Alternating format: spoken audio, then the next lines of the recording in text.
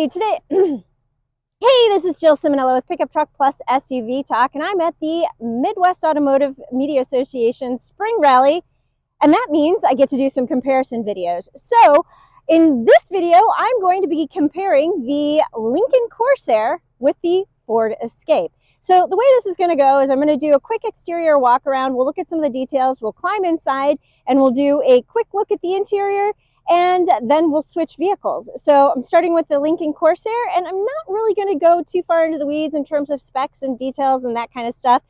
I just want to show you the differences between these two vehicles because they're built on the same platform. Let's take a closer look right now.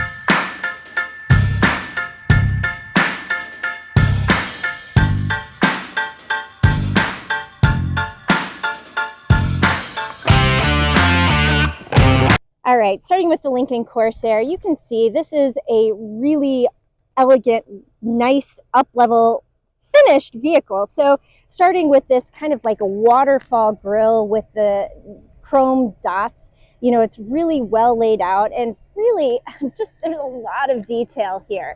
And you've got the LED headlights and you've got these really nicely finished 20-inch wheels. You have just, again, a lot of chrome pieces around the edges. You've got this floating roof line going on, and you have just a really nice compact profile. The taillights have the signature Lincoln kind of like bar across the back. You've got Lincoln spelled out here, and you've got the dual exhaust tips. So moving around to the side, on this side, you've got the silver roof rails, and again, just a really nice, elegant profile for this up-level luxury Corsair compact SUV. Now, the elegance of the Lincoln Corsair carries through to the interior really quite well, and this is an attractive package with red leather seats, and you have what they call perfect position seats. So really, these are highly adjustable seats. You can see all of the little adjustments on the door there, but you can essentially adjust each leg if you want one leg to be a little bit longer and the other shorter, depending on how you're driving. And just the really adjustableness of these seats, I find them incredibly comfortable. I know they're not everybody's cup of tea, but I really like them. And I will point out they have heated capability. And when you press this right here, it shows you've got the heated and cooled, and this always gives me a bit of a kick. I love the fact that as you move this bar, and yeah, we're going to take it all the way back up, you've got little sparkly bits around the bar. And that is a theme that you will see throughout the Corsair.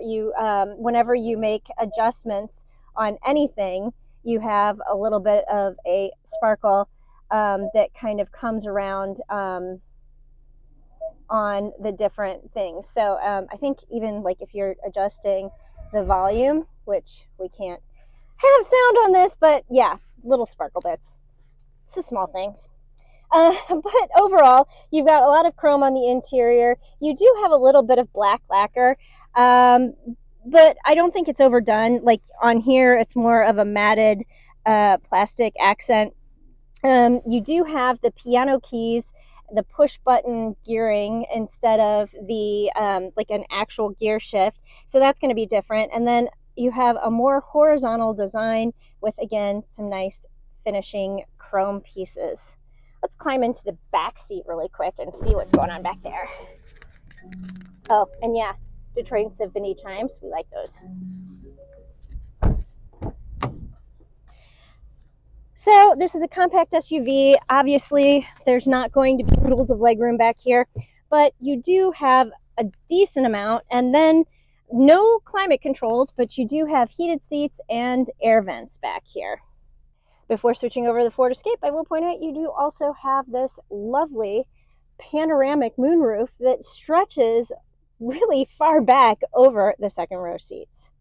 All right, I now have the Ford Escape, and this is the ST line version, which means it's a little bit on the sportier side of things. I also want to point out that this is priced at about $43,000 as tested, so as spec. The Lincoln that we just got out of was at about $61,000, so a little bit of a price difference there. But yeah, let's check out the differences. All right, so immediately you can see that the profile is very similar because, again, these two vehicles are built on the same platform. Because this is the ST line model, you've got some more blacked out trim, but what you don't have is a lot of chrome. So we saw a lot of chrome on the Corsair, and yep, you just don't have that here. But pretty decent looking vehicle with some nice ST line badging here and some body colored mirrors, as well as the body colored door handles coming around to the side. So the other thing you notice, you don't have the floating roofline on this vehicle, and obviously the taillights are a little bit different. You just have the little LED taillight here, not the bar that goes all the way across, but Escape is spelled out on the back. So you do have the dual exhaust, but they don't look as nice.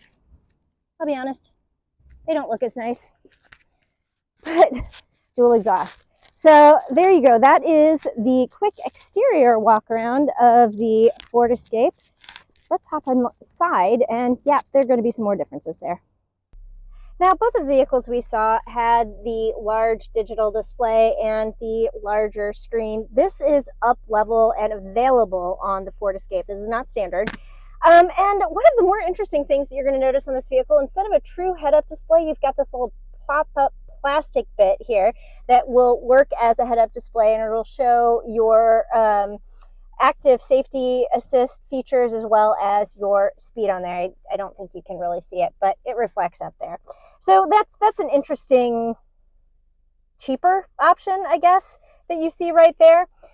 Also, the materials are just a little bit less upscale. Now, I think this still looks really nice. I like this shiny bit here that kind of looks like carbon fiber. Actually, maybe it is carbon fiber, but you have some more plastic bits, less leather.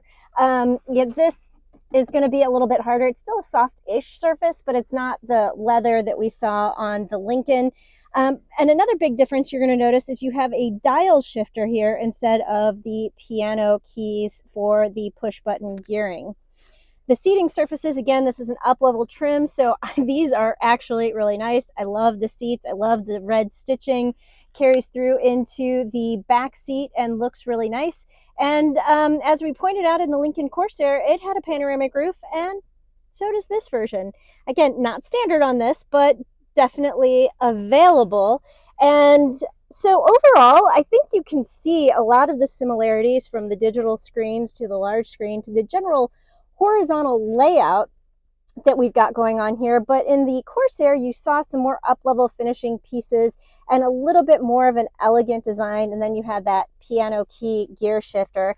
I actually like the piano key gear shift, but it does take some getting used to, especially when you're used to something in this area here. I kept reaching for this and I was like, oh yeah, got to go here. Another big thing that you're going to notice is on the Lincoln Corsair, they had the seat adjustments here, but on this, your seat adjustments are going to be down on the side of the seat, as most people are used to. So and you'll notice the chimes are also a little bit different. Let's climb into the back seat and see what we've got going on here.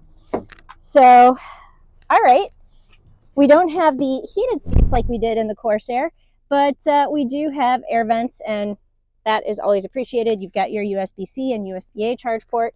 And again, this is a compact SUV, so you really can't expect the legroom to be super huge in here. So panoramic roof, again, kind of covers over the second row seat. We'll take one more look at the front and the interior and the digital displays. Huge price difference. Do you think it's worth it? All right, it is time for me to wrap up this brief comparison between the Lincoln Corsair and the Ford Escape.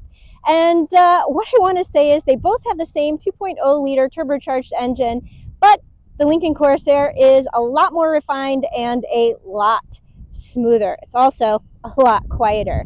Both are great vehicles, and it just kind of depends on whether you want something that's a little bit more sporty and affordable, or if you want to go on the luxury side of the spectrum. For me, I actually really like the Lincoln Corsair. Which one would you prefer? Comment below. All right, that's all I've got for you today on these two vehicles. Be sure to check us out on the web for a lot more information on pretty much everything, and I will see you down the road.